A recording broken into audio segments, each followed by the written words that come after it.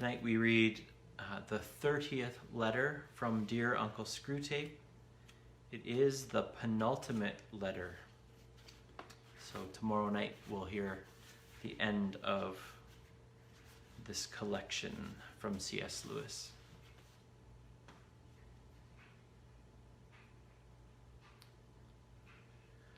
My dear Wormwood,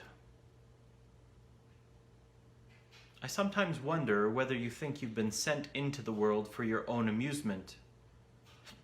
I gather not from your miserably inadequate report, but from that of the infernal police, that the patient's behavior during the first raid has been the worst possible. He has been very frightened and thinks himself a great coward and therefore feels no pride, but he has done everything his duty demanded and perhaps a bit more. Against this disaster, all you can produce on the credit side is a burst of ill temper with a dog that tripped him up, some excessive cigarette smoking, and the forgetting of a prayer. What is the use of whining to me about your difficulties? If you are proceeding on the enemy's idea of justice and suggesting that your opportunities and intentions should be taken into account, then I am not sure that a charge of heresy does not lie against you. At any rate, you will soon find that the justice of hell is purely realistic and concerned only with results. Bring us back food, or be food yourself. The only constructive passage in your letter is where you say that you still expect good results from the patient's fatigue. That is well enough. But it won't fall into your hands. Fatigue can produce extreme gentleness and quiet of mind and even something like vision. If you have often seen men led by it into anger, malice, and impatience, that is because those men have had efficient tempters. The paradoxical thing is that moderate fatigue is a better soil for peevishness than absolute exhaustion. This depends partly on physical causes, but partly on something else. It is not fatigue simply as such that produces the anger, but unexpected demands on a man already tired. Whatever men expect, they soon come to think that they have a right to. The sense of disappointment can, with very little skill on our part, be turned into a sense of injury. It is after men have given in to the irredeemable, after they have despaired of relief and ceased to think even a half hour ahead, that the dangers of humbled and gentle weariness begin. To produce the best result from the patient's fatigue, therefore, you must feed him with false hopes. Put into his mind plausible reasons for believing that the air raid will not be repeated. Keep him comforting himself with the thought of how much he will enjoy his bed next night. Exaggerate the weariness by making him think it will soon be over, for men usually feel that a strain could have been endured no longer at the very moment when it is ending, or when they think it is ending. In this, as in the problem of cowardice, the thing to avoid is the total commitment. Whatever he says, let his inner resolution be not to bear whatever comes to him, but to bear it for a reasonable period, and let the reasonable period be shorter than the trial is likely to last. It need not be much shorter. In attacks on patience or chastity or fortitude, the fun is to make the man yield just when, had he but known it, relief was almost in sight. I do not know whether he is likely to meet the girl under conditions of strain or not.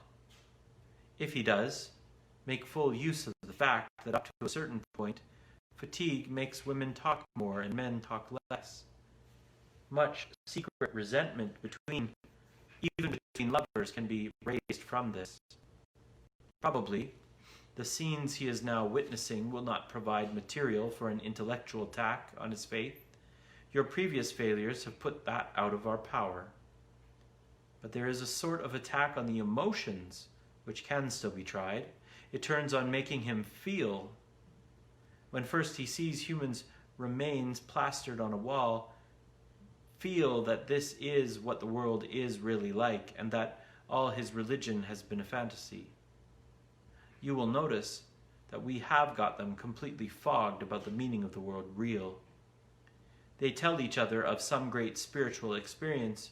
All that really happened was that you heard some music in a lighted building. Here, real means the bare physical facts, separated from the other elements in the experience that they actually had. On the other hand, they will also say, it's all very well discussing that high dive as you sit here in an armchair, but wait till you get up there and see what it's really like here. Real is being used in the opposite sense to mean not the physical facts, which they know already while discussing the matter in armchairs, but the emotional effect those facts will have on a human consciousness. Either application of the word can be defended, but our business is to keep the two going at once, so that the emotional value of the word real can be placed now on one side of the account, now on the other, as it happens to suit us. The general rule, which we now have pretty well established among them, is that in all experiences which can make them happier or better, only the physical facts are real, while the spiritual elements are subjective. While in all experiences which can discourage or corrupt them, the spiritual elements are the main reality, and to ignore them is to be an escapist. Thus, in birth, the blood and pain are real, the rejoicing a mere subjective point of view. In death, the terror and ugliness reveal what death really means. The hatefulness of a hated person is real. In hatred, you see men as they are. You are disillusioned, but the loveliness of a loved person is merely a subjective haze, concealing a real core of sexual appetite or economic association. Wars and poverty are really horrible. Peace and plenty are merely physical facts about which men happen to have certain sentiments. The creatures are always accusing one another of wanting to eat the cake and have it too, but thanks to our labors, they are more often in the predicament of paying for the cake and yet not eating it. Properly handled, will have no difficulty in regarding his emotion as the sight of human entrails, as a revelation of reality, and his emotion at the sight of happy children or fair weather as mere sentiment. Your affectionate uncle, Screwtape.